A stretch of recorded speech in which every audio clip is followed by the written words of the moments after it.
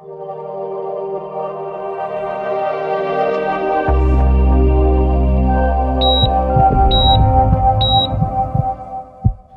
topic for today I would like to particularly stress upon is what is called as overactive bladder. To give you a brief history, nobody knew what is overactive bladder some 10 years back, but of late suddenly it's come into prominence. I'll give you the reasons why it came into prominence. In those days, we had a situation called as lazy bladder syndrome.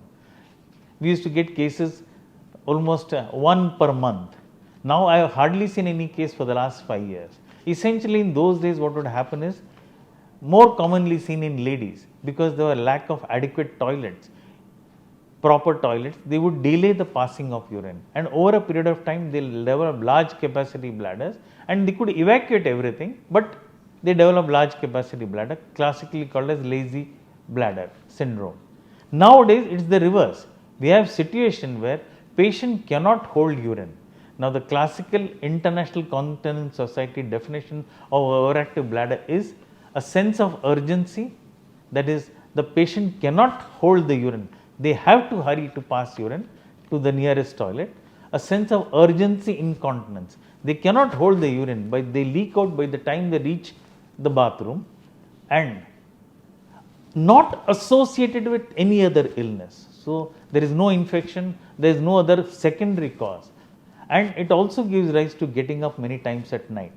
Now if you realize, there are patients who are a little obsessive, so they tend to go frequently, but the moment they go to sleep they hardly get up. In overactive bladder they are forced to get up. So essentially it means that the bladder is unnecessarily sensitive. Now why such a sudden occurrence in the last 10 years is, problem is to a large extent this happens in younger people. Why it happens is, a lot of people go into various kinds of therapy, like they take what shall I say, herbal tea, a lot of stimulants they take, that unnecessarily sensitizes the bladder and tends to cause this frequency of urination. So we always take a proper history, and the first and foremost thing we ask the patient is to maintain a proper diary, which is best maintained by the patient on a holiday if they are not working.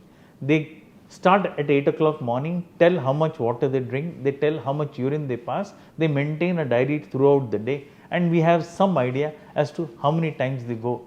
So once that happens, then we are in a position to advise them treatment. In mild cases, all we require is a simple lifestyle modification, like stopping of this stimulants like herbal tea or various other stimulants that they may be taking. And in cases which are slightly more severe, we ask them to take medications. There are a host of medications available, and a combination of one or two or a single medication can do wonders as far as their lifestyle modification is concerned. We also tell them what is called as biofeedback. We teach them how to control the urine. Example, we tell them that today you are able to hold for 1 hour only, tomorrow try to hold on for 1.5 hours, day after try to hold on for 2 hours, over a period of time stretch it so that you can possibly stretch it to for 3 to 4 hours. That gives excellent relief. This is called as biofeedback. We also teach them some pelvic muscle exercise called as PFMT, pelvic floor muscle training, wherein that can help them to hold the urine a little longer. They can hold, so that till they find the bathroom they can manage to hold on. There are some other procedures available in case the medications don't work, when the problem becomes too serious or they come with a very serious problem. We have what is called as intravesical Botox. Now most of you must have heard of Botox being used for anti-aging treatment for wrinkles. Now we have the same Botox in a different dosage. We inject it in the submucosa of the bladder at various places, and it gives excellent lasting relief anywhere from 9 months to 1 year. There are other medications also which can be taken for 6 to 9 months, which give good relief. And last but not the least, in certain patients we are forced to perform surgery, wherein we are forced to enlarge the bladder capacity.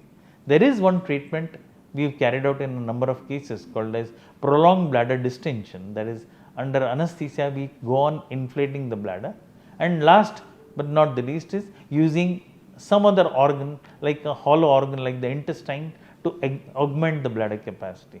So this in a nutshell is overactive bladder. It is always good to know why you are suffering from it. It's a major problem. Patients tend to start taking, using a diaper in serious cases, youngsters using. So it's very sad that they should not be suffering. With proper advice, proper treatment, they can get good relief.